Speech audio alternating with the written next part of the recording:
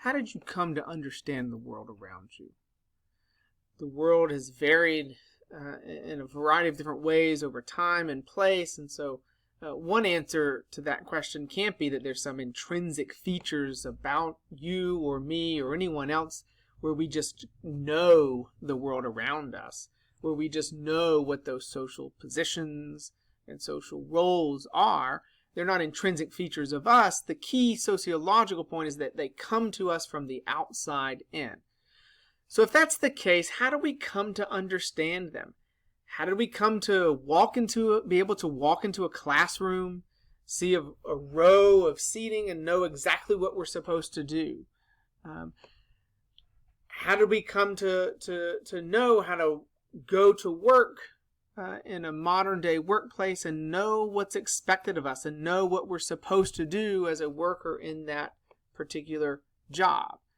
The key answer to all of those questions for sociologists is socialization.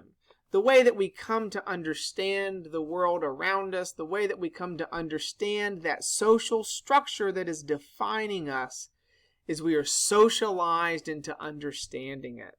So let's take a look at what we mean by that and what that process entails. So what is socialization? For sociologists, when we talk about what socialization is, we're not talking about just sort of learning some rote set of things, some do's and don'ts. We're not talking about a process where you're told what to do and that you do it. What socialization really is an ongoing process of learning to view ourselves from the outside in. That is to say, coming to understand who we are in the context of understanding how it is that other people around us view us, right? This ability that's perhaps unique to human beings. Certainly is unique relative to something like a dog or a cat, where we can come to view ourselves as if we were someone else around us coming to look from the outside in. Now, that is to say that it's more than simply learning a list of what you do and you don't do, like a little check mark box where you say, I do this today, I don't do this today. When I'm a worker, I do this. When I'm not a worker, when I'm a mother or when I'm a father, I do this, right? It's really much more than that. It's really coming to learn how to interpret the world around us, to interpret what those social positions are, what they mean, how they're supposed to operate in relationship to each other, what the expectations are for a person in this particular situation, in that social position to do.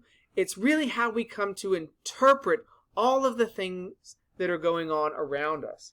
To interpret not merely what we're supposed to do, but what other people in a social interaction are thinking as we talk and think and do other things.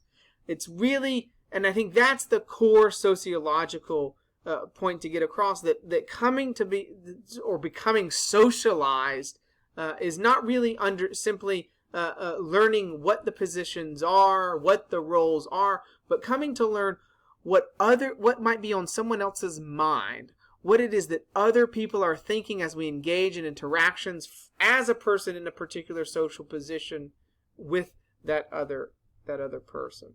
So that's kind of abstract and big, but I want you to kind of sit with that and think on your own process of socialization and the way that you engage and interact with others in the world around you, to see how it is that really much of what it is that you're doing is coming to understand other people and how they view you as a person in this particular social position. Now, I want you to see socialization as, while it's often associated with something going on in childhood, and it certainly is very important in our development, it is an ongoing process. It's not something that simply happens up until the age of 6 and then we know exactly what it is around us. No, we're constantly entering into new social positions, entering into new social contexts, and we're adjusting our identities and our behaviors as we move across those social contexts. When we move across into new social positions, we adjust how we think about ourselves and how we think about others and what we do. even within the same position over time, we're constantly adjusting and readjusting our actions and our thoughts and our behaviors as we engage in new encounters and new interactions and new social relationships with people around us. So that's the essence of socialization. It's critical for us to see that this is how we come to understand the social structure, and in fact how that social structure becomes a backdrop to what it is that we do. So that it's just a part of the world and the air that we breathe without even recognizing it. That it is out there and that it is impinging and is sort of directing and shaping how we move about the world and how we understand the world.